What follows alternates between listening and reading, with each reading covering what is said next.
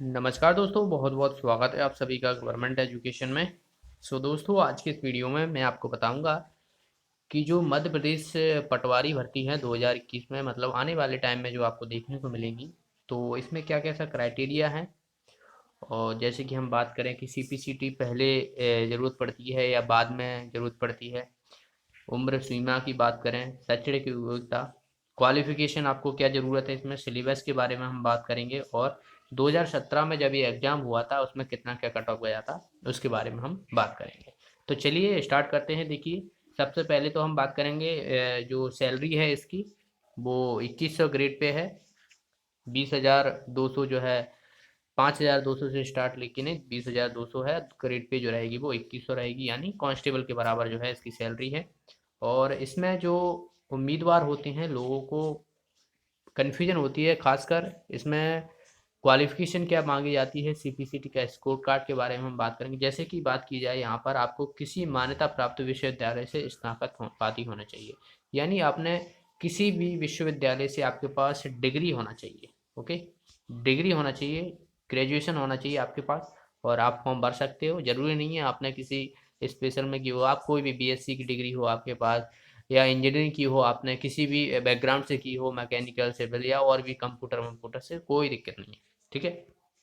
CPCT की हम बात करेंगे। CPCT score card Hindi typing और कंप्यूटर दक्षता सहित उत्तीर्ण होना चाहिए।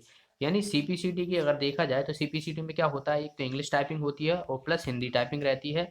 और इसमें जीके जो रहती है, उसमें कंप्यूटर और मैथ्स और जीके जो है ये 75 नंबर का रहता है। तो इसमें से शायद 38 नंबर आपको चाहिए होता है क्वालिफिकेशन के लिए। तो इसमें सिर्फ जो बात की जाए तो पटवारी में जो है वो हिंदी में, और आपको जो है वो कंप्यूटर दक्षता में, यानी जीके जो आता है 75 का, उसमें दोनों में पास होना चाहिए। अगर आपके पास इंग्लिश में नहीं है तो भी कोई दिक्कत नहीं है। इंग्लिश की यहाँ पर आप कहा नहीं गया है, आपको हिंदी में काम करना रहेगा तो हिंदी टाइपिंग आना चाहिए, और आपको कंप्यूटर की नॉलेज होना चाहिए, उसमें पास होना चाहिए सीपीसीटी में। ये दोनों ज़रूरी हैं। और जब पटवारी का एग्ज़ाम देने के बाद जो विद्यार्थी चयनित होते हैं, उनको जो है वो 2 साल के अंतर्गत जो है, 2 साल के अंदर ये आपके पास सीपीसीटी का स्कोर कार्ड होना चाहिए। ठीक है। अगर आपके पास पहले से ही है तो आपको करने की बिल्कुल ज़रूरत नहीं है। अगर आपके पास नहीं है तो आपको 2 साल का मौका दिया जाएगा, 2 साल का टाइम दिया जाएगा, और आपको ये सब चीज़ें करने की ज़रूरत पड़ेगी, वरना आपको जो है वो निरस्त कर दिया जाएगा। आपकी बात की जाए, अन्यथा नियुक्ति जो है वो निरस्त कर दी जाएगी आपकी। तो ये बहुत ज़रूरी है। अब आपको कोई भी कन्फ्यूजन नहीं होगा इसमें। आगे हम बात करें तो इसमें जो है वो बात की जाए तो विकृति चित्त वाला होना पर, यानी आपके पास जो आँखों से दिक्कत है तो उसके लिए है यहाँ पर। और आपके पास अगर आप का कैरेक्टर जो है वो ख़राब है, जाहिर सी बात है, कैरेक्टर सर्टिफिकेट मांगते हैं तो आपका कैरेक्टर सर्टिफिकेट अच्छा होना चाहिए। ठीक है। तो तब भी आपको निलंबित किया जा सकता है। और फिजिकल एबिलिटी आपके पास सही होना चाहिए। ठीक है, अपंग नहीं होना चाहिए। तो ये सब चीज़ें ज़रूरी हैं। अगर आप इनमें से जो है वो कोई भी चीज़ें है तो आपको जो है वो वहाँ से नियुक्ति जो है वो अमान्य कर दी जाएगी। ठीक है।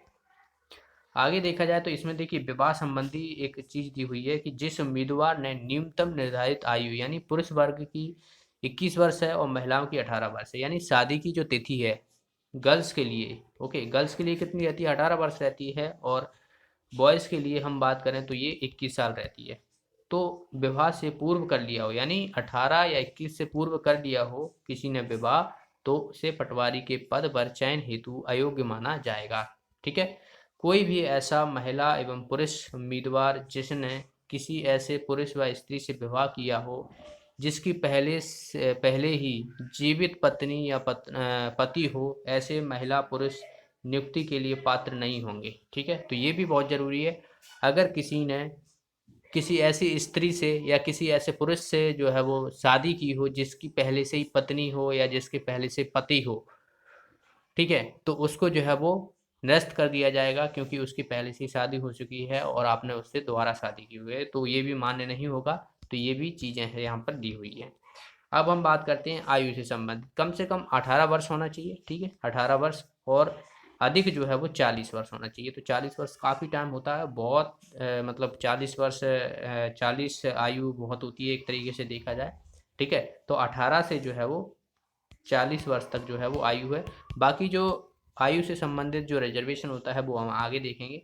जैसे कि आप देखोगे यहाँ पर रिजर्वेशन की, ठीक है। तो रिजर्वेशन में जैसे कि अनारक्षित वर्ग हैं तो उनके लिए तो सेम ही रहेगा, 40 वर्ष ही रहेगी लास्ट, ठीक है। उनके लिए कोई छूट नहीं होती है।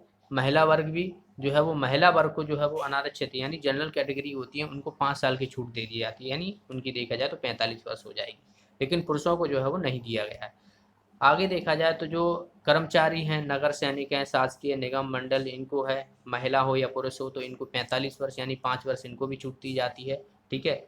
उसमें हम बात करें ओबीसी एसटी के हैं तो इनको भी जो है वो 5 वर्ष की छूट दी जाएगी। और आरक्षित वर्ग शासकीय और निगम मंडल इनको जो है वो उनकी भी 45 वर्ष होगी। यानी पुरुषों को छोड़कर जो जनरल कैटेगरी के हैं उनको 40 वर्ष होगी, बाकी जितने भी हैं उनके लिए जो है वो 45 वर्ष निर्धारित की गई है, ठीक है, सिंपल भाषा में है। आगे देखा जाए तो अब हम सिलेबस की बात करेंगे। सिलेबस बहुत ही इंपॉर्टेंट रोल प्ले करता है किसी भी एग्जाम में। सिलेबस आपको पता होना चाहिए और उस हिसाब से आपको तैयारी करनी चाहिए।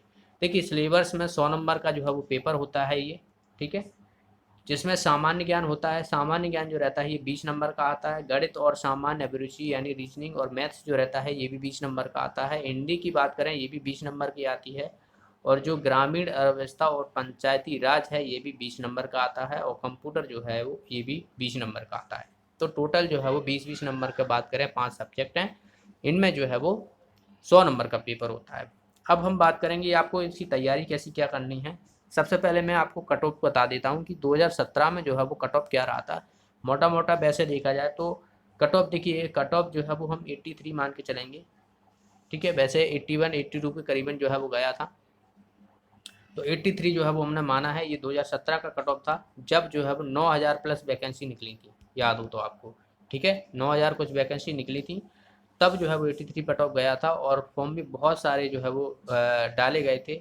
और अभी तो आपको पता ही है कि बेरोजगारी कितनी है, कितने सालों से जो है वो भर्ती नहीं निकाली गई है। तो जाहिर सी बात है, जो लोग कांस्टेबल की तैयारी कर रहे हैं, जो लोग पीएससी की तैयारी कर रहे थे, और जो भी अन्य एसआई हो गए और बाकी एग्जाम की परीक्षा दे रहे हैं, शिक्षक हो गए, क्योंकि इनके पास सभी के पास ऑलमोस्ट डिग्री होती हैं, तो ये सभी जो है वो फॉर्म भरेंगे। तो काफ़ी देखा जाए तो कंपटीशन बहुत टफ होने वाला है। और इसमें जो है वो ये अब कट ऑफ डिसाइड करना एक अभी मुश्किल है, क्योंकि कट ऑफ डिसाइड इसीलिए करना मुश्किल है क्योंकि हमें पता नहीं है कि कितनी क्या वैकेंसी निकल जाए। ओके, तो जब वैकेंसी, नंबर ऑफ वैकेंसी का हमें पता पड़ेगा, क्योंकि सरकार कभी तो बोल देती है 4000, कभी बोल देती है 4800, कभी बोल देती है 5000, कभी बोल देती है 2000, ठीक है। तो ये जब वैकेंसी निकलेंगी तो उसके बाद ही हम बता पाएंगे कि किस तरीके का कट ऑफ कितना जा सकता है। और वो फॉर्म भरने के डिपेंड करता है कि कितने लोगों ने जो है वो, कितने कैंडिडेट ने फॉर्म भरा हुआ है। तो ठीक है, ये तो पहले का कट ऑफ था। अब सिलेबस की बात करें हैं, देखिए सामान्य ज्ञान आपको कुछ नहीं है, कोई भी बुक खरीद लेनी है, एमपीजीके की है, ठीक है, एमपीजीके आपको कर लेना है, नॉर्मल से क्वेश्चन है। आपको प्रीवियस ईयर के क्वेश्चन पेपर आप जरूर लगा लेना। तो बाकी मैं करा दूंगा, मैथ्स हो गया और जीके हो गया और हिंदी हो गई, और बात की जाए और कंप्यूटर हो गया और पंचायती राज हो गया। पंचायती राज के मेरे पहले से वीडियो पड़े हुए हैं तो आप वो देख सकते हो। बाकी आने वाले टाइम में और जो है वो बनाऊंगा नए सिरे से जो है वो, जिससे आपको अच्छे से याद हो पाए और भी चीज़ें ट्रिकों के साथ, ठीक है। तो इनके आप प्रीवियस ईयर के पेपर लगा लीजिएगा और आने वाले टाइम में मैं इसको कवर करा दूंगा। प्रीवियस ईयर के सबसे पहले हम प्रीवियस ईयर के क्वेश्चन पेपर ही लगाएंगे, जिससे हमें पता पड़ेगा कि एग्जाम का क्या कैसा स्टैंडर्ड रहता है। ओके, हिंदी आपको कहाँ से, देखिए मैथ्स आपको कोई भी, आप आर एस अग्रवाल ज़्यादातर लोग प्रेफर करते हैं, तो आर एस अग्रवाल लगा लीजिए आप, इनफ है आपसे। कोई आप 20 में से 20 नंबर आसानी से ला सकते हो, बहुत ही सिंपल पेपर आता है मैथ्स का, ठीक है। हिंदी लूसेंट है, रामबाण सबसे लूसेंट कर लीजिए, इनफ है। प्रैक्टिस जितना ज़्यादा करें उतना ज़्यादा अच्छा होगा आपके लिए। और अगर आपने ग्रामर की हुई है तो आप देखिए, आप कभी भी कोई भी एग्जाम की तैयारी कर रहे हो तो ऐसा बिल्कुल मत सोचना कि आप एमसीक्यूज लगा के, नहीं, एमसीक्यूज यानी प्रश्नों को लगा के आप क्वालिफाई कर लोगे। आपको थ्योरी पढ़नी पड़ेगी, ठीक है। थ्योरी पढ़ने के बाद आप एमसीक्यू लगाओगे तभी आप जो है वो सिलेक्शन पाओगे, वरना आप भूल जाओ। ये लिख के दे रहा हूँ मैं 101% आपको, कि अगर आपने थ्योरी नहीं पढ़ी है और आप सोच रहे हो कि मैं एमसीक्यूज लगा के जो है वो एग्जाम क्लियर करता हूँ, तो ये आपको कभी भी नहीं होगा। ये मैं लिख के दे रहा हूँ आपको। तो सबसे पहले आपको थ्योरी या ग्रामर पढ़नी होगी और उसके बाद जो है वो क्वेश्चन की प्रैक्टिस करनी होगी, ठीक है।